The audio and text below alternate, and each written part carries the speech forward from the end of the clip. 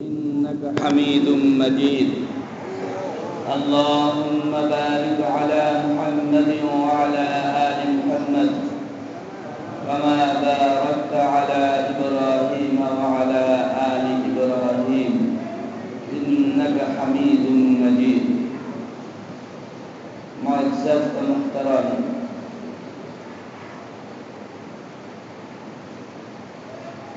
জুমার মসজিদে আগত সম্ভ্রান্ত মুসল্লিয়ানে কেরাম, পবিত্র রজব মাসের তৃতীয় জুমায় আল্লাহ পাক রব্বুল আলামিন আমাদেরকে আল্লাহ পাকের এক মহান হুকুম জুমার নামাজ আদায় করার জন্য আল্লাহর ঘরে কবুল করেছেন। এই জন্য আমরা আল্লাহর শুকর আদায় করছি, আলহামদুলিল্লাহ।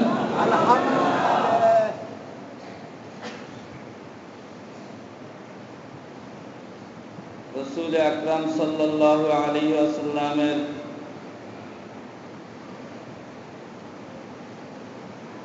জীবন বৃত্তান্ত আলোচনা চলছে দীর্ঘদিন যাবত। আজকের জুমার আলোচ্য বিষয় রাসূল আকরাম সাল্লাল্লাহু আলাইহি ওয়াসাল্লামের ইসরা ও মিরাজ।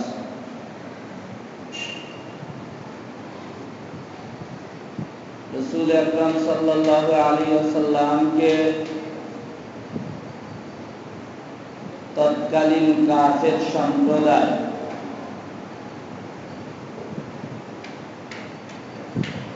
সর্বাত্মক চেষ্টা করে যত প্রকারের কষ্ট দেওয়া যায় তারা চেষ্টায় কোনো ত্রুটি করেনি।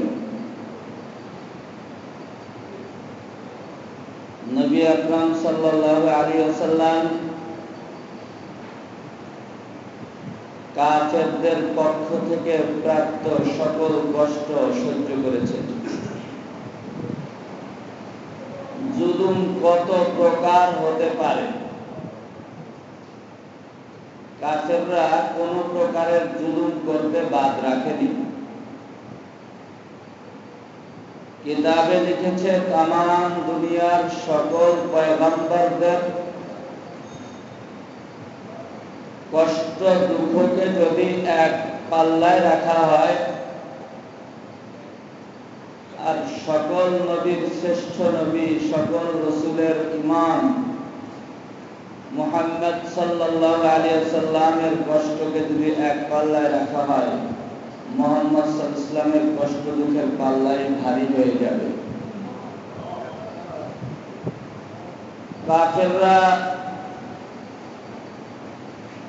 নবীজিকে মারধর করা, গালিগালাজ করা,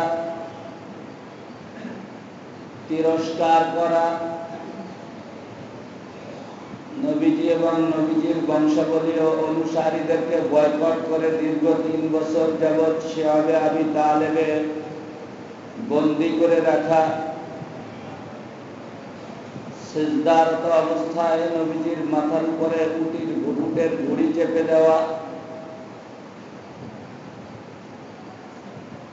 এরকম যত প্রকারের জুলুম আর নির্যাতন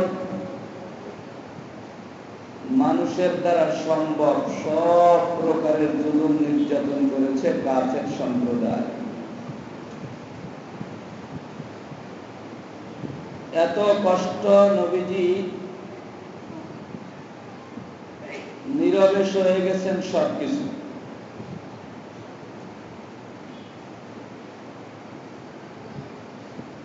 আল্লাহর রাসূল যখন শিহাবে আবি তালেবের একটানা 3টা বছর যাবৎকাল বন্দী জীবন যাপন করেছেন, চোখের সামনে শিশু বাচ্চারা ক্ষুধার যন্ত্রণায় পানির পিপাসায় ছটফট করেছে, আল্লাহর রাসূল সাল্লাল্লাহু আলাইহি ওয়াসাল্লাম নিজ অনুসারীদেরকে নিয়ে খাবারের অভাবে গাছের পাতা, গাছের ছাল খেয়ে জীবন যাপন করেছেন। রাসূল আকরাম সাল্লাল্লাহু আলাইহি ওয়াসাল্লাম এত অকথ্য নির্যাতন সহ্য করেছেন,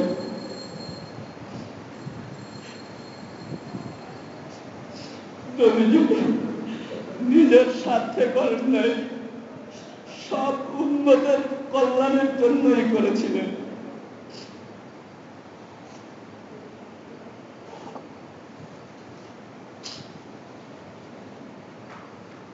নবীজি শিয়াবে আবু তালেব থেকে মুক্তি পাওয়ার পরে কিছুদিনের মধ্যেই নবীজির চাচা, যিনি আল্লাহ রসুলকে মাথায় ছায়া দিয়ে রাখতেন, সে আবু তালেব দুনিয়া থেকে বিদায় নিলেন। যত কষ্ট ক্লেশ করে আসুন না কেন, হযরত খাদিজাতুল কুবরা রাদিয়াল্লাহু তাআলা আনহার কাছে আসলে মা খাদিজা নবীজিকে, প্রাণপ্রিয় স্বামীকে এমন সান্ত্বনা দিতেন, আল্লাহ রসুল সব কষ্ট ভুলে যেতেন। কিন্তু সেই খাদিজা রাদিয়াল্লাহু তাআলা আনহা ইন্তেকাল করলেন।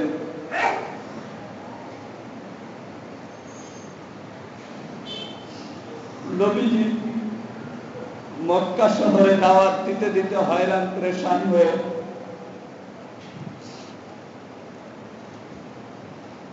যখন কোন উপায় অন্তরার পাইলেন না, তখন তায়েফে গেলেন। বাবার মামা বাড়ি এলাকা, দেখি তারা ঈমান আনে কিনা, তাদের দ্বারা কোনো সাহায্য পাওয়া যায় কিনা। কিন্তু আপনারা জানেন, গত সপ্তাহে আলোচনা হয়েছে, তায়েফবাসী আল্লাহ রসুলকে সাহায্য সহযোগিতা করা তো দূরের কথা, ঈমান আনা তো দূরের কথা, রসুলকে পাথর মেরে মেরে ক্ষত বিক্ষত করে দিয়েছে। নবীজি এত পাথর সহ্য করেছেন, সকল অকথ্য জুলুম নির্যাতন সহ্য করেছেন, শুধুমাত্র কিয়ামত পর্যন্ত আনেওয়ালা উম্মতেরা যাতে দিন পেয়ে যায়, আল্লাহ পাক রব্বুল আলামিনের পরিচয় যাতে পেয়ে যায়, দুনিয়ার মানুষ জাহান্নামের রাস্তা থেকে ফিরে যাতে জান্নাতি রাস্তা পেয়ে যায়, আখিরাতের অনন্ত অসীম কালের জিন্দেগিতে যাতে মানুষ শান্তি পেয়ে যায়, নবীজি এই মানব কল্যাণেই জীবনটাকে বিলীন করে দিয়েছেন। রাসূল সাল্লাল্লাহু আলাইহি সাল্লাম তায়েফের ময়দানে চরমভাবে আঘাতপ্রাপ্ত হয়ে নৈরাশ হয়ে যখন ফিরে এসেছেন, মক্কা নগরীতে স্থান পেলেন না, কাফেররা জায়গা দিল না। তায়েফে গিয়েও আল্লাহ রসুল দাওয়াত দিয়ে কোনো সফলতা অর্জন করতে পারলেন না। এদিকে আবু তালেব, খাদিজা তারাও ইন্তেকাল করেছেন। রাসূল সাল্লাল্লাহু আলাইহি ওয়াসাল্লাম চতুর্মুখী দুঃখ দুর্দশায়, ব্যথা বেদনায়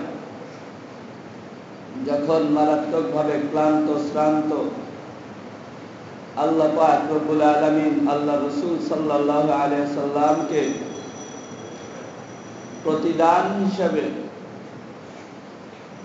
এমন এক উপহার দান করলেন, যা কোনো মানুষ, কোনো পয়গম্বর তো দূরের কথা, আল্লাহ পাকের সবচাইতে নৈকট্য প্রাপ্ত ফেরেশতা জিবরিল আমিনের নসিবেও যেই উপহার হয় নাই, সেরকম একটা অতুলনীয় অনন্য উপহার আল্লাহ পাক রব্বুল আলামিন রাসূলকে দিলেন।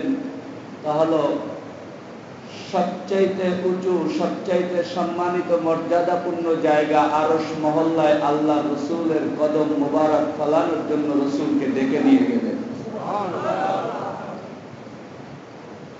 রাসূল সাল্লাল্লাহু আলাইহি ওয়াসাল্লাম আল্লাহর পক্ষ থেকে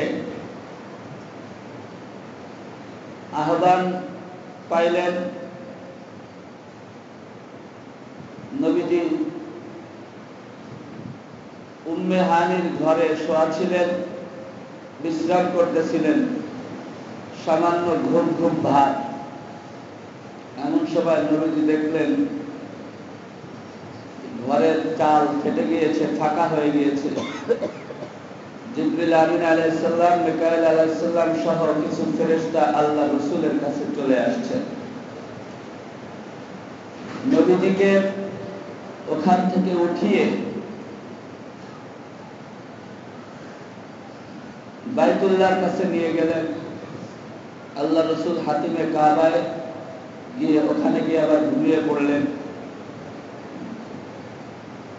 জিবরিল আমিন, মিকাইল আলাইহিস সালাম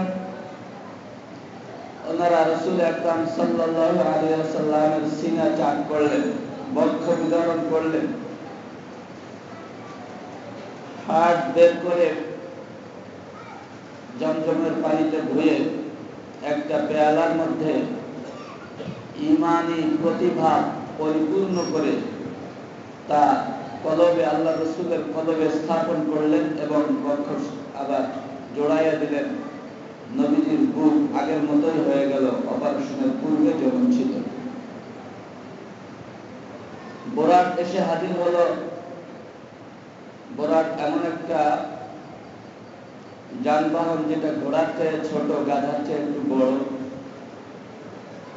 শ্বেত রঙের এই বোরাক এত ক্ষিপ্র গতিশীল ছিল যে তার নজর যতদূর যেত, চোখের দৃষ্টি তার কদম যেয়ে সেখানে পড়ত। এই ক্ষিপ্র গতির বাহন নিয়ে জিবরিল আমিন এবং মিকাইল আলাইহিস সালাম আল্লাহ রাসূলের মেরাজ করানোর জন্য রাসূলকে বোরাকে চড়াইতে গেলেন, কিন্তু বোরাক একটু গরিমা দেখানো শুরু করল। জিবরিল আমিন বললেন, হে বোরাক, তুমি গরিমা করছো, তুমি কি জানো তুমি আজকে যেই বাহককে আরোহণ করাতে যাচ্ছ, যেই ব্যক্তিকে তুমি তোমার পিঠে সওয়ার করাতে যাচ্ছ, তিনি হচ্ছেন মুহাম্মদ সাল্লাল্লাহু আলাইহি ওয়াসাল্লাম, সৃষ্টির সেরা। এত সৃষ্টির সেরা, এরকম এত মর্যাদা সম্পন্ন কোন যাত্রী এই পর্যন্ত তোমার পিঠে সওয়ার হয়নি। যিনি আল্লাহ পাকের সৃষ্টির মূল আকর্ষণ। বোরাক জিবরিল আমিনের কথা শুনে লজ্জা পেয়ে ঘর্মাক্ত হয়ে গেল। আল্লাহ রাসূল আরোহণ করলেন।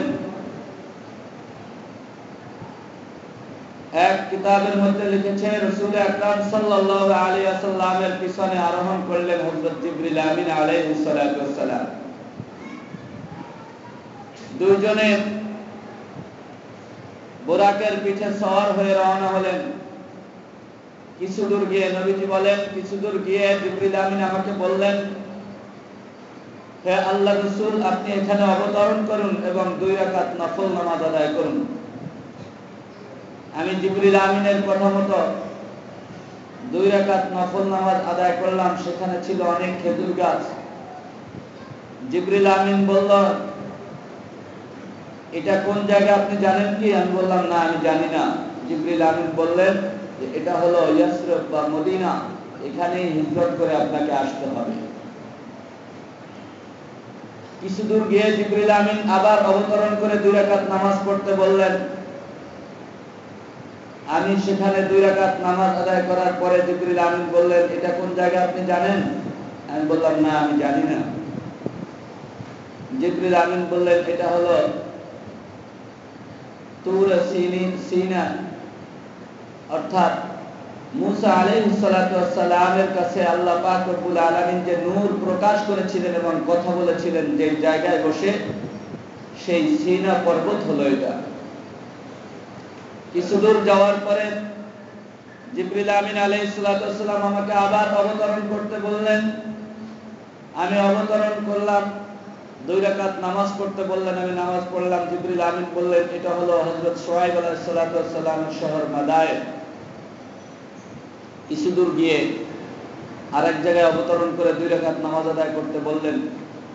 সেখানেও আমি 2 রাকাত নামাজ আদায় করলাম। জিবরিল আমিন জায়গার পরিচয় করে দিয়ে বললেন, এটা হলো বাইতুল লাহাম, যেটাকে বর্তমান বেতেলহাম বলা হয়, হযরত ঈসা আলাইহিস সালাতু ওয়াস সালামের জন্মস্থান। নবীজির হাদিস বর্ণনা করেছেন সাহাবায়ে কেরাম আজমাইন। আল্লাহর রাসূল বলেন, আমরা সামনে অগ্রসর হলাম। কিছু দূর গিয়ে এক বৃদ্ধা আমাকে ডাক দিল। জিবরিল আমিন বললেন, ইয়া রাসূলুল্লাহ, আপনি তার ডাকে সাড়া দিবেন না, থামবেন না, সামনে অগ্রসর হন। আমি সামনে অগ্রসর হলাম। কিছু দূর যাওয়ার পরে আরেকজন বৃদ্ধ পুরুষ, সে আমাকে ডাক দিল। জিবরিল আমিন বললেন, ইয়া রাসূলুল্লাহ, আপনি তার ডাকে সাড়া দিবেন না, বরং সামনে বাড়ুন। আমি সামনে বাড়লাম। জিবরিল আমিন এরপরে বলল, এই যে বৃদ্ধা আর বৃদ্ধ দুজনকে দেখলেন, বৃদ্ধা হচ্ছে দুনিয়া, এই দুনিয়া, আর বৃদ্ধ যে লোকটাকে দেখেছেন সে হচ্ছে শয়তান। এরা আপনাকে ডেকেছে তাদের প্রতি আপনাকে আকৃষ্ট করার জন্য। ওই যে বৃদ্ধা, সে যতদিন বেঁচে থাকবে দুনিয়াও ততদিন টিকে থাকবে। কিছু দূর যাওয়ার পরে আর একদল লোকের সাথে দেখা হলো। তারা রাসূল সাল্লাল্লাহু আলাইহি ওয়াসাল্লামকে সালাম প্রদান করলেন। এভাবে সালাম দিলেন, আসসালামু আলাইকা ইয়া আউয়াল, আসসালামু আলাইকা ইয়া আখির, আসসালামু আলাইকা ইয়া হাশির। জিবরিল আমিন বললেন, ইয়া রাসূলুল্লাহ, আপনি তাদের সালামের জবাব দিন। আমি তাদের সালামের জবাব দিলাম। জিবরিল আমিন পরিচয় করে দিলেন, এরা হচ্ছেন হযরত মুসা আলাইহিস সালাম, হযরত ঈসা আলাইহিস সালাম সহ কিছু পয়গম্বর আলাইহিমুস সালাতু ওয়াস সালাম। আল্লাহর নবী বলেন, আমি মেরাজে যাওয়ার সময় হযরত মুসা আলাইহিস সালাতু ওয়াস সালামের কবরে তাকে দাঁড়িয়ে দাঁড়িয়ে নামাজ আদায় করতে দেখেছি। নবীজি সামনে অগ্রসর হলেন।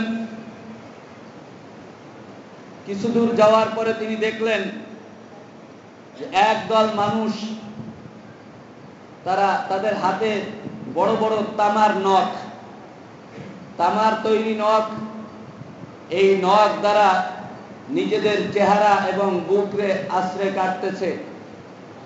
নখ দিয়ে নিজেদের বুক, নিজেদের মুখের গোশত ছিঁড়ে ফেলছে। আমি জিজ্ঞাসা করলাম, জিবরিল আমিন, এরা কারা? জিবরিল আমিন আলাইহিস সালাতু ওয়াস সালাম বলছেন যে এরা হলো মানুষের গোশত ভক্ষণকারী। এরা হলো মানুষের গোশত ভক্ষণকারী। অর্থাৎ দুনিয়াতে যারা গীবত করে, একজনের অনুপস্থিতিতে তার দোষ চর্চা করে, যদিও সেই দোষে ওই লোকটা দোষী, কিন্তু তার অনুপস্থিতিতে এই দোষ চর্চা করা, এটা হলো গীবত। জিবরিল আমিন বললেন, এই ধরনের গীবতে অভ্যস্ত যারা ছিল দুনিয়াতে, তারা কবরে আসার পরে এরকম শাস্তি শুরু হয়েছে। কিয়ামত পর্যন্ত তাদের এই শাস্তি চলতেই থাকবে, অবিরাম চলবে। নিজের হাতের নখ দ্বারা নিজের চেহারার গোশত টেনে টেনে ছিঁড়বে, নিজের বুকের গোশত টেনে টেনে ছিঁড়বে। গীবতকারীদের এই ধরনের ভয়াবহ শাস্তি হতে থাকবে কিয়ামত পর্যন্ত। রাসূল আকরাম সাল্লাল্লাহু আলাইহি ওয়াসাল্লাম সামনে বাড়লেন। দেখতে পেলেন একদল মানুষ, তারা নদীর মধ্যে সাঁতার কাটতেছে, রক্তের নদীর মধ্যে। আর সাঁতার কেটে কেটে কিনারায় আসছে।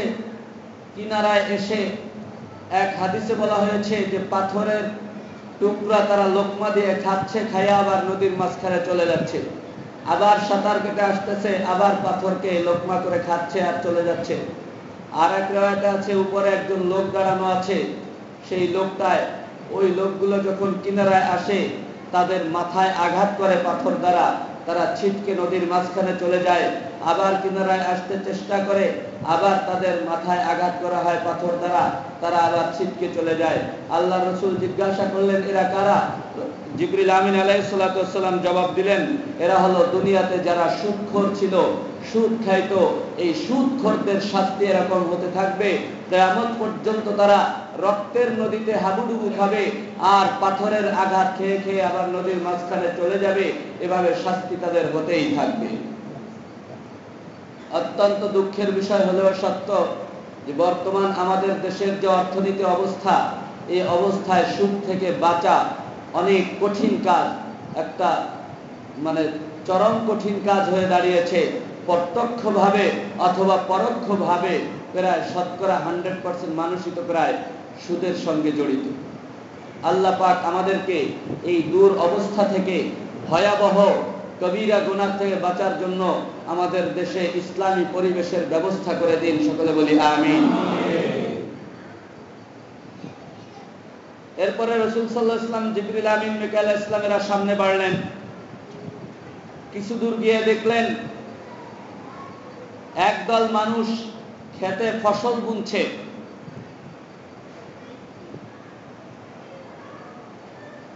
একদল মানুষ খেতে ফসল বুনতেছে আর সাথে সাথে ফসল গাছ হয়ে বড় হয়ে ফসল পেকে যাচ্ছে, তারা আবার ফসল কাটতেছে। ফসল বুনতে দেরি আছে, ফসল হইতে আর পাকতে দেরি নাই, কাটতেছে, আবার ফসল বুনতেছে, আবার কাটতেছে। রাসূল আকরাম সাল্লাল্লাহু আলাইহি ওয়াসাল্লাম জিবরিল আমিনকে জিজ্ঞাসা করলেন এই সকল লোকেরা কারা? তাদের চেহারাও সুন্দর, কৃষক, কিন্তু আমাদের দেশের কৃষকের মতো চেহারা রোদ্রে পুড়ে কালো হয়ে যায়নি। আমাদের দেশের কৃষকেরা তো কষ্ট করতে করতে চেহারা পরিবর্তন হয়ে যায়, রোদ্রের তাপে পড়তে পড়তে কালো হয়ে যায়, যদিও তারা ধানের দাম বা ফসলের দাম ঠিক মতো পায় না। তো ওই মানুষ, কিছু কৃষকগুলো, তাদের চেহারাও উজ্জ্বল, আবার ফসল বুনতেছে আর হয়ে যাচ্ছে। রাসূল আকরাম সাল্লাল্লাহু আলাইহি ওয়াসাল্লাম তাদেরকে জিজ্ঞাসা করলেন যে এরা কারা? জিবরিল আমিনকে জিজ্ঞাসা করলেন এরা কারা? জিবরিল আমিন জবাব দিলেন এরা হচ্ছেন দুনিয়াতে যারা আল্লাহর রাস্তার মুজাহিদ ছিলেন, আল্লাহর রাস্তায় জিহাদ করতেন। আল্লাহ পাক রব্বুল আলামিন তাদেরকে এরকম প্রতিদান দিয়েছেন যে তারা প্রত্যেকটা কাজ কমসে কম 700 গুণ নেকি তারা পেয়ে থাকে।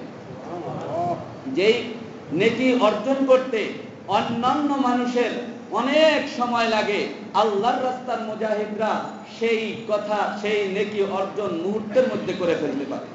যেমন নাকি কৃষকেরা ফসল বুনলে অনেক দিন লাগে ফসল হইতে, পাকতে, কাটতে, কিন্তু আল্লাহর রাস্তার মুজাহিদ যারা, তাদের মুহূর্তের মধ্যে সব ফসল হয়ে যাচ্ছে, পেকে যাচ্ছে।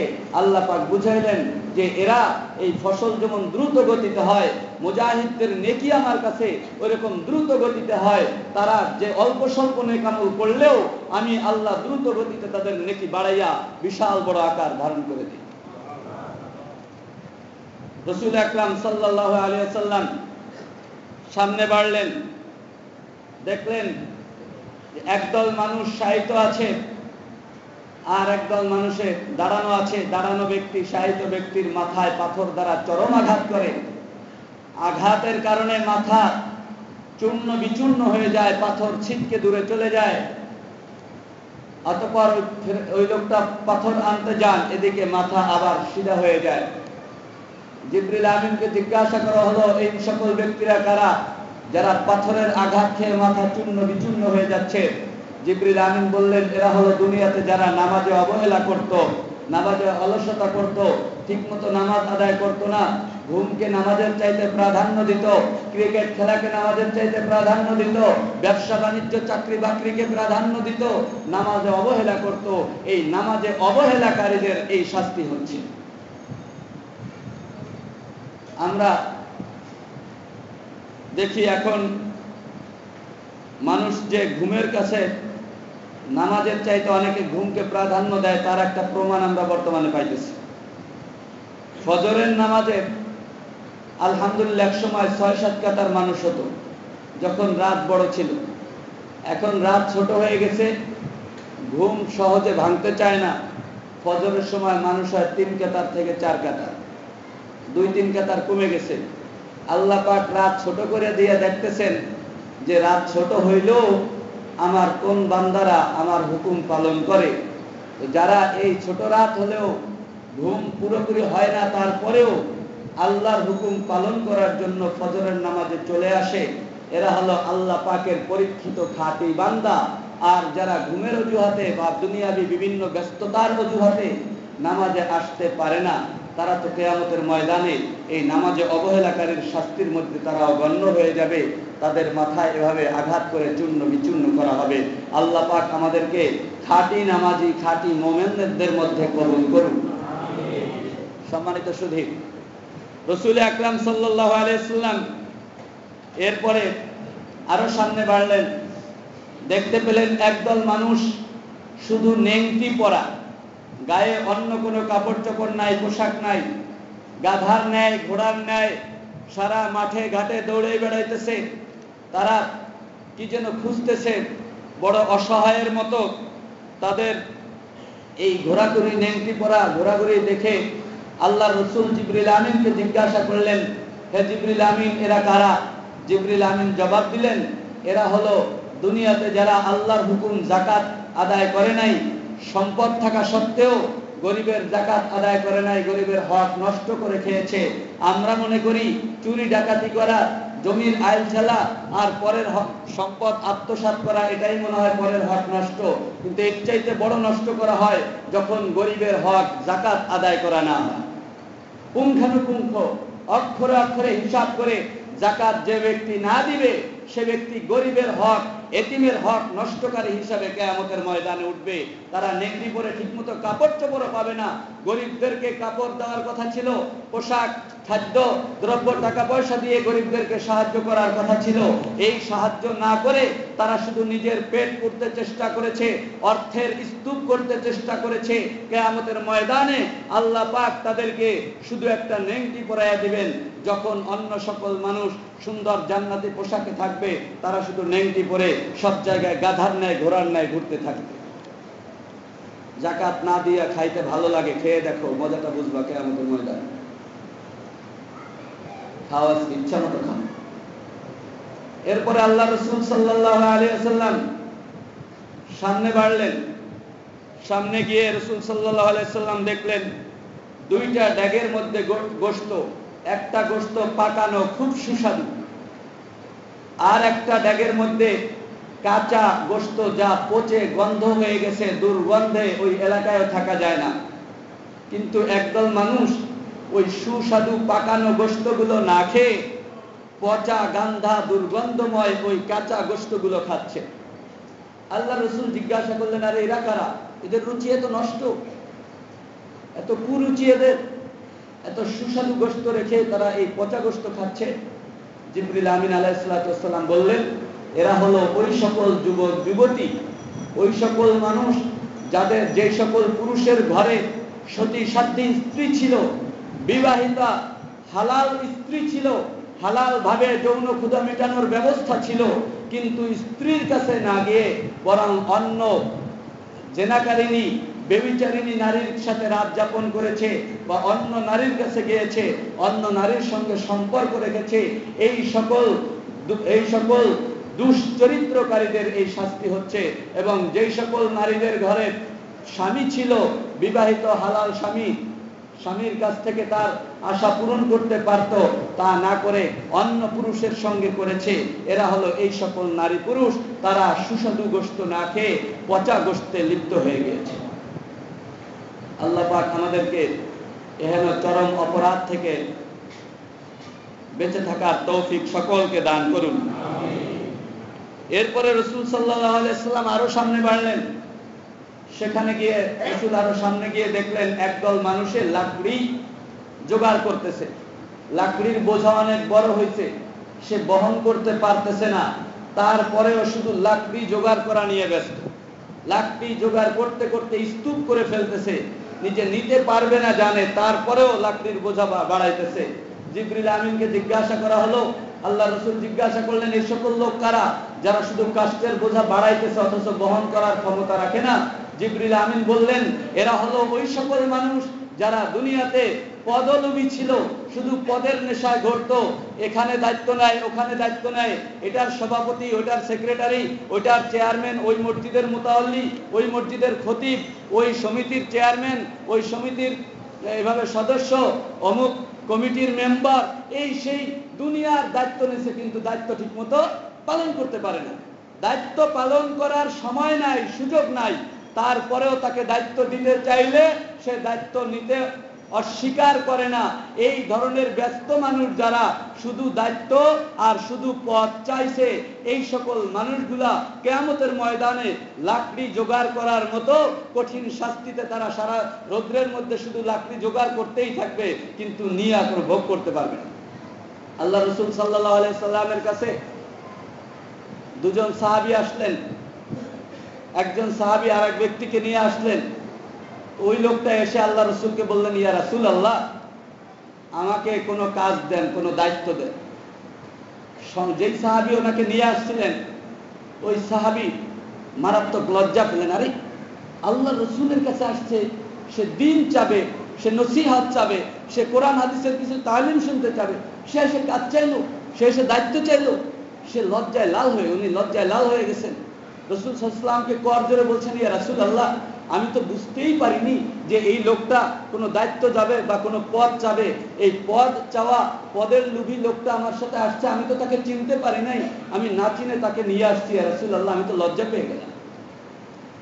রাসূল সাল্লাল্লাহু আলাইহি ওয়াসাল্লাম জবাবে বললেন যে আমাদের কাছে দায়িত্ব যারা চায় তাদেরকে দায়িত্ব দেই না, বরং দায়িত্ব যারা না চায়, পদ যারা না চায় তাদেরকেই পদ দেই। এটাই হলো রাসূল সাল্লাল্লাহু আলাইহি ওয়াসাল্লামের আদর্শ। আল্লাহর রাসূল বলে দিয়েছেন, যারা পদ চায় না তাদেরকে যদি পদ দেওয়া হয়, যারা দায়িত্ব চায় না তাদেরকে যদি দায়িত্ব দেওয়া হয়, তাহলেই আল্লাহ পাকের রহমত ওই ব্যক্তির উপরে পড়ে। আর ওই ব্যক্তি যদি অযোগ্য হয়, তবু আল্লাহ পাক তাকে যোগ্যতা দান করে দেন। আমি দায়িত্ব চাই নাই, কিন্তু আমাকে দায়িত্ব দেওয়া হয়েছে, মানুষে দিয়েছে, জনগণে দিয়েছে। তো আল্লাহ পাক দেখেন যে মানুষ যখন তাকে চাইলো, তো আমি তার যোগ্যতা বাড়াই দেই। আল্লাহ পাক রব্বুল আলামিন ওই ব্যক্তির যোগ্যতা বাড়াইয়া দেন। যদিও অযোগ্য ছিল, কিন্তু মানুষের সাপোর্টের কারণে লোকটাকে আল্লাহ পাক যোগ্যতা বাড়াইয়া দেন।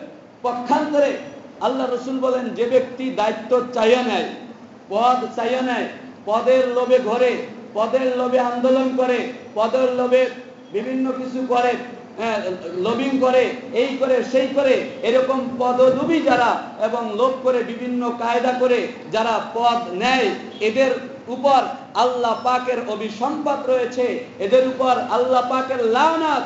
এরা যদিও যোগ্য হয়, কিন্তু পদ চাওয়ার কারণে যতদিন ওই পদে তারা থাকবে, ততদিন পর্যন্ত আল্লাহ পাকের অভিশাপ তাদের উপরে থাকবে। সুতরাং পদ আমি চাবো না, পদ আমাকে চাবে, এটা হলো রাসূলের আদর্শ। রাসূলের আদর্শ হলো পদ আমাকে চেয়ে নিবে, আমি পদ চাবো না। যারা রাসূলের আদর্শে আদর্শবান হতে চায়, যারা কিয়ামতের ময়দানে আল্লাহ রাসূলের উম্মত হয়ে রাসূলের সুপারিশ নিয়ে জান্নাতে যেতে চায়, তারা যদি আমাদের মধ্যে এখানে উপস্থিতি যারা আছি, আমাদের কারো মধ্যে যদি এরকম পদের কোনো লোভ থাকে, আজকে জান্নাতি মানুষ হইতে চাইলে, নবীর খাঁটি উম্মত হইতে চাইলে, আজকে এখানে এখনই তওবা করে নিব এবং নিজের যেই নীতি ছিল, নিজের যেই একটা যেই চলার গতি ছিল, ওটার থেকে ফিরে আমাকে তওবা করে খাঁটি উম্মত হওয়ার চেষ্টা করতে হবে। এটা যদি করি তাহলে আখেরাতে মুক্তি পাবো। আর এরপরেও যদি পদ আমার কাছে এসে যায়, আল্লাহর রহমত ও বরকতে আমার পদ, আমার দায়িত্ব ভরপুর থাকবে। আর পদের পিছে পিছে ঘুরে, নেতার পিছনে পিছনে ঘুরে শুধু পদ কাড়ার জন্য, একটা পদ নেওয়ার জন্য পাগল থাকলাম, এরকম যদি হয় তাহলে আল্লাহ পাকের অভিশাপ হবে। সেটা মসজিদের পদ হোক, কোনো সমিতির পদ হোক, কোনো চেয়ারম্যানি পদ হোক, মেম্বারি পদ হোক, খতিবি পদ হোক, ইমাম পোস্টের পদ হোক, মুয়াজ্জিনের পোস্টের পদ হোক, যে কোনো পদই হোক না কেন, যদি মুসলমানদের কোনো দায়িত্ব, কোনো পদ কেউ ইচ্ছা করে চাইয়া নেয়, তাহলে সেখানে আল্লাহ রাসূলের ভাষ্য অনুযায়ী আল্লাহ পাকের অভিশাপ পড়তে থাকবে, যতদিন ওই চাইয়া নেওয়া লোকটা পদে বহাল থাকবে। আল্লাহ পাক আমাদের সকলকে বোঝার এবং হেদায়েত হওয়ার তৌফিক দান করুন। রাসূল আকরাম সাল্লাল্লাহু আলাইহি সাল্লাম আরো সামনে বাড়লেন, দেখলেন যে কিছু লোকেরা নিজেদের ঠোঁট, নিজেদের জিহ্বা এগুলা লোহার কাঁচি দ্বারা কাটতেছে। লোহার কাঁচি দ্বারা ঠোঁট, জিহ্বা এগুলা কাটতেছে। আল্লাহ রাসূল সাল্লাল্লাহু আলাইহি সাল্লাম জিজ্ঞাসা করলেন জিবরিল আমিনকে, এরা কারা যে লোহার কাঁচি দ্বারা নিজেদের ঠোঁট, জিহ্বা এগুলা কাটে? জিবরিল আমিন আলাইহিস সালাম বললেন, এরা হলো বেআমল বক্তা। বেআমল বক্তা যারা দুনিয়াতে মানুষকে নসিহত করেছে কিন্তু নিজে আমল করে নাই, যেই জিনিস নিজে আমল করে নাই মানুষকে বোঝানোর চেষ্টা করেছে। এই বেআমল বক্তা যারা, এই বেআমল বক্তারা কিয়ামতের ময়দানে লোহার কাঁচি দ্বারা নিজেদের জিহ্বা নিজেরাই কাটবে। আল্লাহ পাক বলেন, লিমা তাকুলুনা মা লা তাফআলুন, তোমরা ওই কথা কেন বলো যেই কথা তোমরা নিজেরা আমল করো না। তাহলে বক্তা হইয়াও কি নাই, মুক্তি নাই যদি আমল না থাকে। আপনার খতিব সাহেব যদি বেআমলি হয়, খতিব সাহেবের আগে ধরবো, ইচ্ছা মতো ধরবো এবং ওই নিজের লোহার কাঁচি দিয়া নিজের জিহ্বার ঠোঁট নিজেকেই কাটতে হবে। আল্লাহ পাক আমরা এরকম বক্তা যারা আছে মানুষকে বুঝায়, এই বক্তা মানে শুধু মসজিদের মেম্বারের বক্তা নয়, এই বক্তা মানে শুধু ওয়াজ মাহফিলের বক্তা নয়। এরকম বক্তা আপনিও হইতে পারেন। আপনি নিজে একটা আমল করলেন না, নিজে একটা জিনিসের আমল নাই, আর একজনকে সেটা খুব বুঝান। আপনি নিজে আমল করেন না, নিজে একটা দোষে দোষী, অথচ আর একজনে যখন এই দোষটা করে তখন তার পিছনে লেগে যান, তাকে শাস্তি দেন। এরকম নেতা, এরকম মাতবার আছে না নাই? নিজে হারামখোর, সব কিছু অন্যায় পাপাচার সব করতেছে, কিন্তু এলাকায় একজনে করলে তার পিছনে উঠে পড়ে লাগে। তো এরকম যারা হবে এরাও ওই ধরনের বক্তা, বেআমলি বক্তা। আল্লাহ পাক এই ধরনের সব অপকর্ম থেকে আমাদের সকলকে রক্ষা করুন বলি আমিন। রাসূল সাল্লাল্লাহু আলাইহি ওয়াসাল্লাম বলেন, এরপরে আমরা বাইতুল মাকদাসে গেলাম।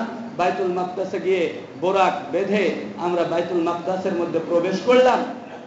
অতঃপর দেখলাম অনেক মানুষ, আজান হলো, ইকামত হলো, আমরা সবাই ইমামের অপেক্ষা করলাম।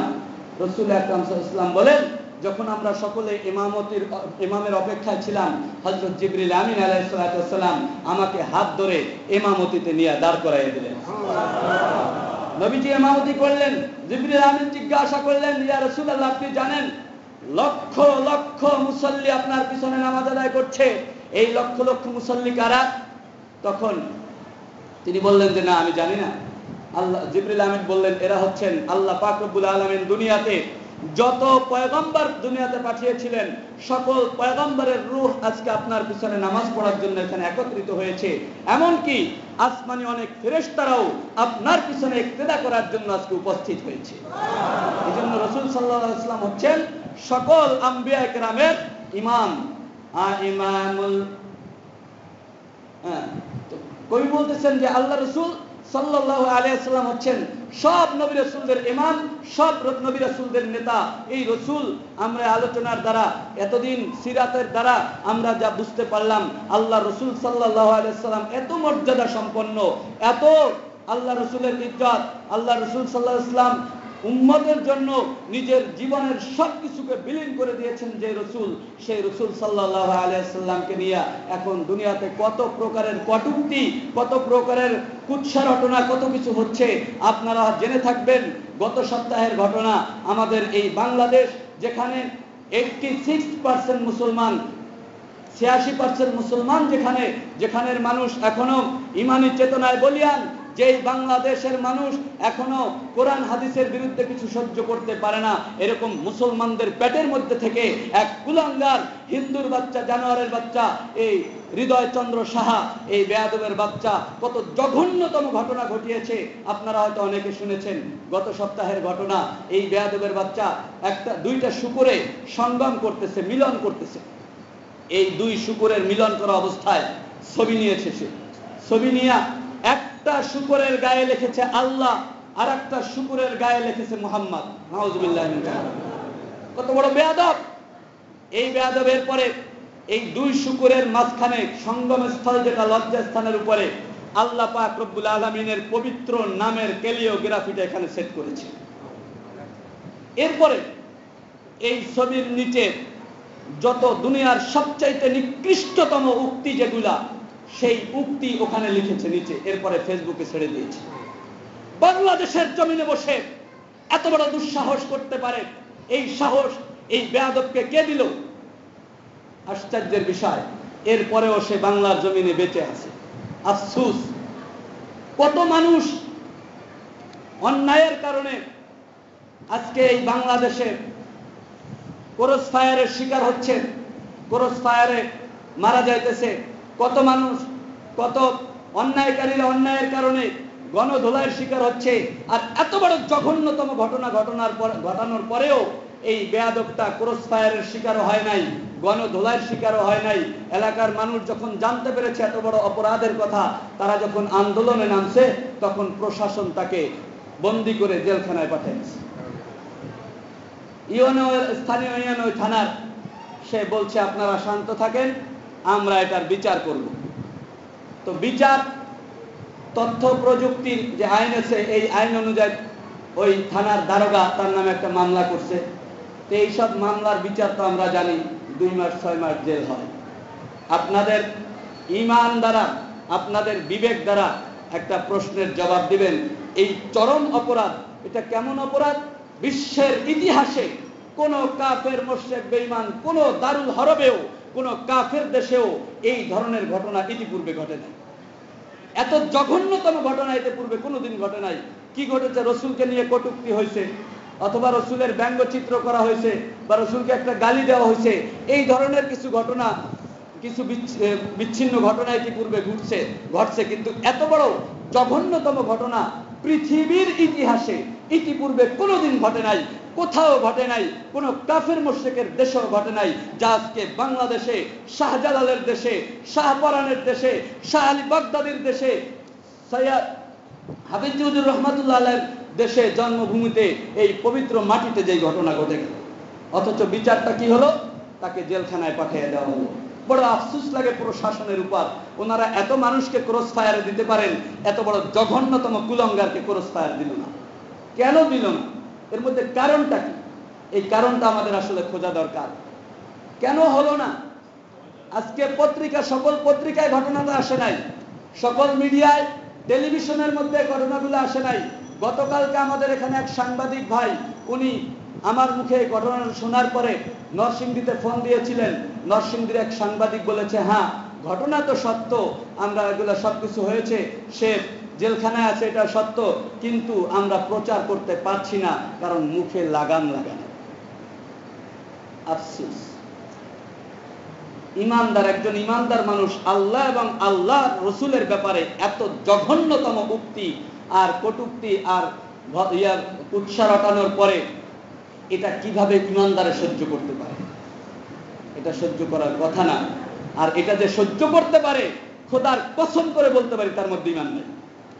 এটা এই ঘটনা শোনার পরে তার উপযুক্ত বিচার চায় না, বা ক্ষমতা থাকলে উপযুক্ত বিচার করে না, এই লোকটা কখনোই ঈমানদার হতে পারে না, এটা আমাদের বিশ্বাস নয়। যদি ঈমান থাকতো, যদি আল্লাহর মহব্বত, রসুলের মহব্বত থাকতো, তাহলে এর বিচারটা আরো কঠিন হওয়ার কথা ছিল। আফসোস, বড় আফসোস, আমরা আমাদের বাবা, আমাদের মা, আমাদের বংশের কেউ, বা আমাদের কোনো নেতা, আমরা যাদের অনুসরণ করি, এই ধরনের কোন মানুষকে কেউ যদি এই ধরনের ঘটনা ঘটাইতো, তাহলে আমরা এর বিচারটা কি করতাম? চিন্তা করা দরকার। কিন্তু আল্লাহ রসুলের ব্যাপারে ঘটাইছে, এটা নিয়ে আমাদের কোনো চিন্তা নাই। রসুল আকরাম সাল্লাল্লাহু আলাইহি ওয়াসাল্লামের নামে একটা বই লিখেছিল রঙ্গিলা রাসূল নামে রাজপাল নামক এক কুলাঙ্গার আল্লাহ রসুল সাল্লাল্লাহু আলাইহি ওয়াসাল্লামের নামে বই লিখেছিল রসুলের শানে, রঙ্গিলা রাসূল। এই বই কেন লিখলো? একজন মুজাহিদ ইমানদার, যে ইমানের তেজে তেজিয়ান হয়ে গাজী ইলমুদ্দিন, তিনি চলে গেলেন, আমার জীবন যায় চলে যাবে, কিন্তু এই বেয়াদবের বিচার করেই থাকবো। ইমানদার মানুষ থাকতে আল্লাহর জমিনে আল্লাহর রসুলের ব্যাপারে এই ধরনের রঙ্গিলা রসুল বই লিখবে, এটা সহ্য করা হবে না। গাজী ইলমুদ্দিন চলে গেলেন সেখানে, যাইয়া রাজপালকে খুঁজে বের করে তাকে ওখানে হত্যা করলেন। এরপরে তাকে বন্দী করা হলো গাজী ইলমুদ্দিনকে। শেরে বাংলা একে ফজলুল হকের সময়, তখন মাওলানা হুসাইন আহমদ মাদানী রহমতুল্লাহ আলাইহি ছিলেন, তখন তো এই গাজী ইলমুদ্দিনকে যখন বিচারের কাঠগড়ায় দাঁড়ানো হলো, তার পূর্বে শেরে বাংলা একে ফজলুল হক তিনি বলেছিলেন যে হুজুরদেরকে বলেছিলেন যে আপনারা গাজী ইলমুদ্দিনকে একটা কথা শিখিয়ে দিন, সে যেন বলে আমি যখন রাজপালকে হত্যা করেছি তখন আমার মাথাটা ঠিক ছিল না। শুধু এতটুকু কথা গাজী ইলমুদ্দিন বলুক, তাহলে পৃথিবীর কোন শক্তি কোন আইন তাকে ফাঁসি দিতে পারবে না, আমি ফাঁসি দিতে দিব না, আমি শেরে বাংলা একে ফজলুল হক যদি বেঁচে থাকি। শেরে বাংলা একে ফজলুল হকের এই প্রস্তাব যখন গাজী ইলমুদ্দিনের কাছে নেওয়া হলো, গাজী ইলমুদ্দিন ফাঁসির কাঠগড়ায় দাঁড়ানো, তিনি বলছেন গত রাত্রে আমি স্বপ্নে দেখেছি আল্লাহর রাসূল সাল্লাল্লাহু আলাইহি ওয়াসাল্লাম সাহাবায়ে কেরাম আজমাইনদের দল নিয়ে আমার কাছে ফুলের মালা নিয়ে উপস্থিত হয়েছেন, আমাকে স্বাগতম জানিয়েছেন। আল্লাহর রাসূল বলেছেন, গাজী ইলমুদ্দিন তুমি দেরি করো না, তাড়াতাড়ি চলে আসো, তোমার সংবর্ধনার জন্য আমি সাহাবীদেরকে নিয়ে অপেক্ষা করতেছি। গাজী ইলমুদ্দিন বলেন, আপনারাই বলুন এখন আমি আমার রাসূলের সংবর্ধনাকে কবুল করব নাকি আপনাদের প্রস্তাব করে এই গান্দা দুনিয়ায় বেঁচে থাকব। রাসূল আকরাম সাল্লাল্লাহু আলাইহি ওয়াসাল্লামের পক্ষে যারা কাজ করে, আল্লাহর রাসূল সাল্লাল্লাহু আলাইহি ওয়াসাল্লামকে আল্লাহকে নিয়ে কটূক্তি করে, তাদের ব্যাপারে যারা এভাবে ঈমানিতে যেতে জিয়ান হয়ে ঈমানি শক্তির মাধ্যমে যারা প্রতিবাদ করে, আল্লাহর রাসূল সাল্লাল্লাহু আলাইহি ওয়াসাল্লাম তাদেরকে এভাবে দুনিয়া থেকে সংবর্ধনা দিয়ে নিয়ে যায়। সুতরাং আমাদের যদি কখনো ডাক আসে, আমরা ইনশাআল্লাহ ঈমানের বলে বলিয়ান হয়ে এই বেয়াদবের বিচার দাবি, সুষ্ঠু বিচার দাবি করতে রাজি আছি তো সবাই ইনশাআল্লাহ। আল্লাহ পাক আমাদেরকে কবুল করুন, আমিন। ওয়া আখিরু দাওয়ানা আনিল হামদুলিল্লাহি রাব্বিল আলামিন। যাদের সুন্নাত বাকি আছে 4 রাকাত কবলা